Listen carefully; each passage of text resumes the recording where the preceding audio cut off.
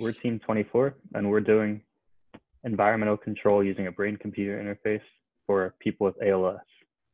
I'm James. I'm Jinchi Yan. I'm Sam.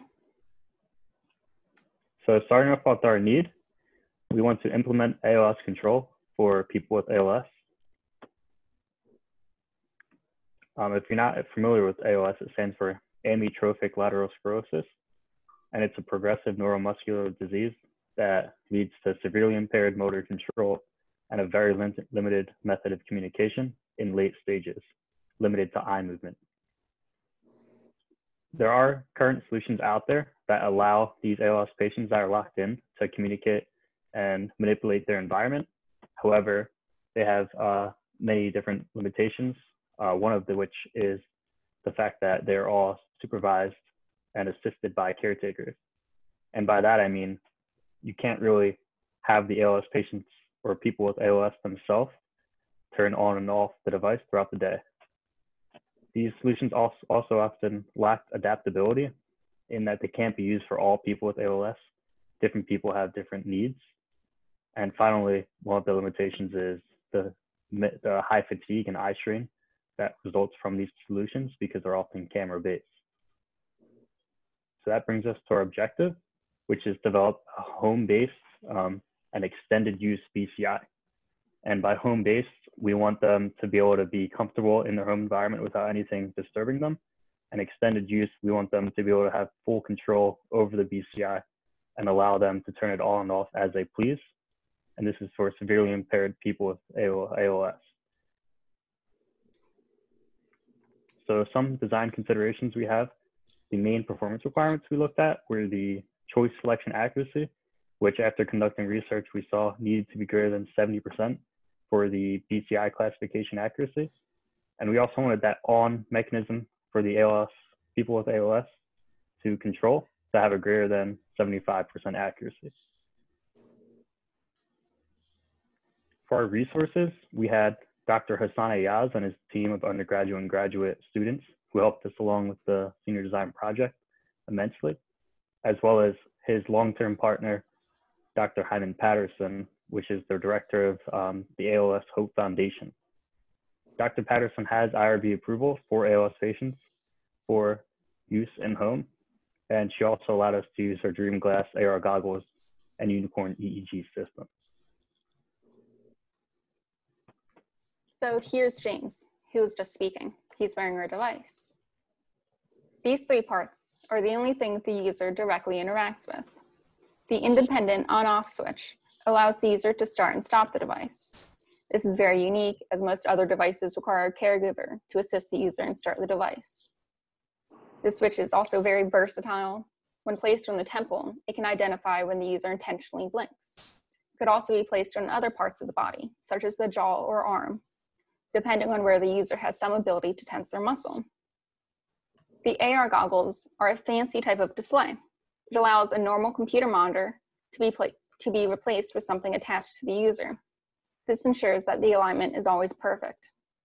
Most of the time, the user has a normal, unobstructed view of the environment, as if they're wearing clear goggles. Once the user starts the device, the display appears. The user focuses on one option they want to choose while the display flashes the options randomly.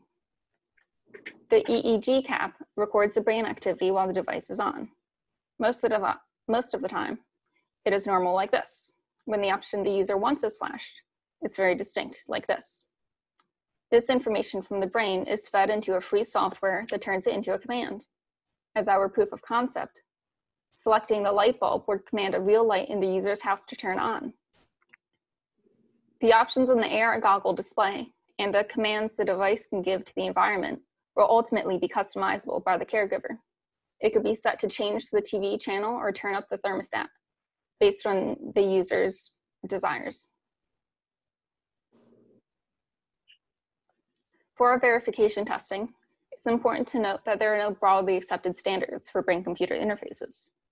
Because of this, we've used our learnings from literature, discussing with experts, including our advisor, discussions with our clinical partner to shape our requirements and testing. one of the two requirements James discussed previously. The first is of the two requirements James discussed previously.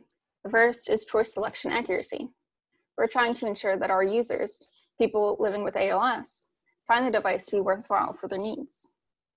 The second requirement is the on-switch accuracy, so we can ensure the users have the means to initiate the device independently. Both of these control mechanisms include many true negatives, which can weight the accuracy reading. In order to account for that, we have separate verification tests for the frequency of false positives. So in conclusion, there are some unique innovations in our device. First, Pulse has the ability to independently turn the system on and off, so that caregivers will not necessarily to help them to turn on and off the system. Our mechanism can be customized to Pulse ability. AR goggles replace normal computer monitor display, which allows Pulse to maintain their alignment. Integrated with IoT technology, the device can be restored some kind of ability of Pulse to affect their environmental control. So in addition, a versatile BCI that is customizable to individual Pulse needs increase Pulse independence as well as make it self-adaptable as disease progresses. In future, we plan Pulse testing at Temple's University as Central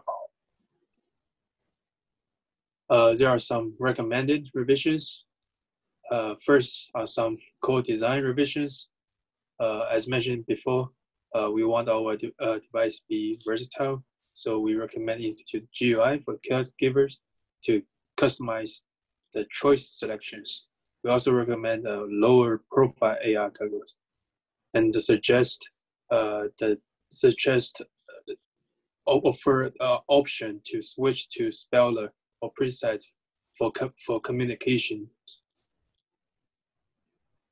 And for home control, we recommend to transfer from Alexa to Google devices. For safety concern, we recommend to integrate a danger alert system within the device and upgrade a classifier from LTA.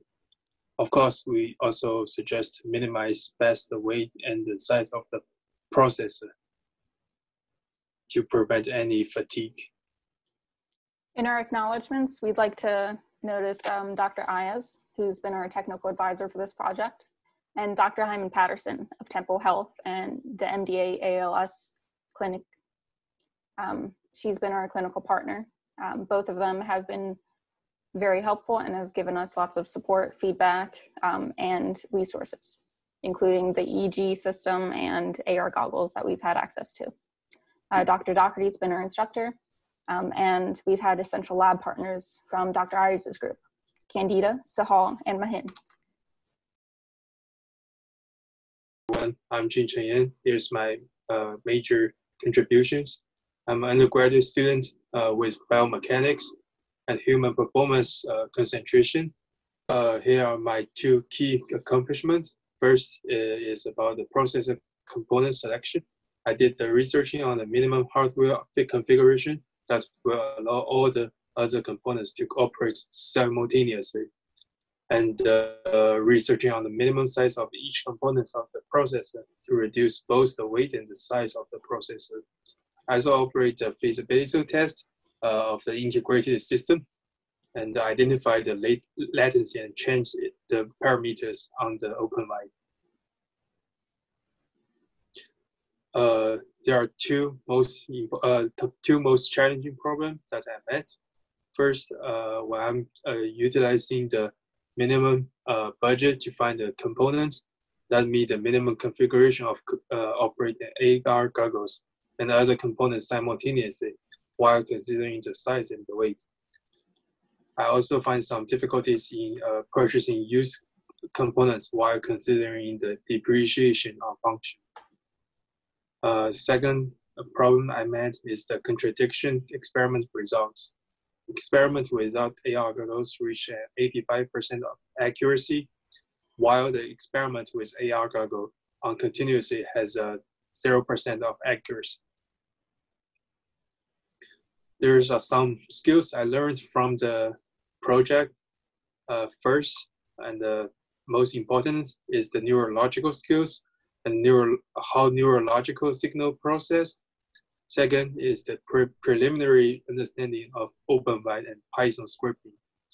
I also learned some preliminary background about the electrical switch. So hi, my name is James, and these are my membership contributions. This is just a little bit about me. My key accomplishments were that I utilized OpenVibe to create the front and back end of the P300 paradigm, in that I created the display as well as all the filtering and processing that went behind it. To do that, I utilized OpenVibe, a modular system signal processing toolbox. Within OpenVibe, I also got to use Python scripting to perform text-to-speech commands, and I utilized MATLAB scripting to adjust images displayed on the paradigm. I also performed feasibility testing on the PC displaying the paradigm, as well as the AR goggles displaying the paradigm. We initially got really bad results with the AR goggles, but once I identified that latency issue from the AR goggles to the computer screen of 100 milliseconds, it greatly increased the target classification.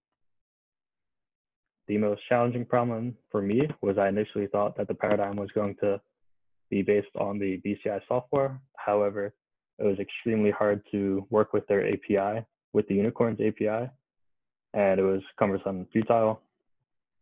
After finding OpenVibe, we were able to do everything that we wanted ourselves. Of course, it had its own can of worms, but after we fixed them all, we were able to change things like paradigm size, signal selection, feature selection, and classification. This is just a short snippet of where we started and where we ended. The skills I developed a lot of programming skills, starting with OpenVibe and just Brain computer interface skills in general. I also utilized MATLAB scripting and Python scripting, and I learned about Arduino programming when I worked on the piezoelectric switch and threshold detection. I finally learned a lot about neurological skills and teamwork and collaboration. Hi, I'm Sam. I'm graduating with a bachelor's in biomechanics. My relevant experience: I have a fair amount of programming experience, as listed. I've pursued other neurophysiology and control projects before, such as with my first co-op studying Alzheimer's disease, extracurricular wet lab experience studying the mechanisms of neuroblastoma, and a current course in biocomputational control systems. Currently a part-time employee at Gore, where I'm gaining experience with project design management. Through my EMT certification, I'm broadening my understanding of pathophysiology and interactions with patients directly. My key accomplishments with this project include finding a way to extend the EEG system's 3-hour battery life by designing an external actuator. I've integrated the many softwares we use into a single executable script that runs on startup. I also created the verification matrix for our system, in addition to creating the verification and validation testing protocols. My greatest challenge with this project was finding out how to programmatically control the Alexa devices from the computer. In 2018, Amazon discontinued this feature. I considered multiple options, including text-to-speech and IFTTT protocols, but ultimately decided on executable shell scripts to control the devices directly. This maintains the quality of the system with the consumer-friendly interface that Alexa offers. The skills that I've developed through this project are largely to do with the application of signal processing and understanding of how raw data gets verified and classified. This is via the OpenVibe programming, the machine learning classification, and the classification of EEG signals.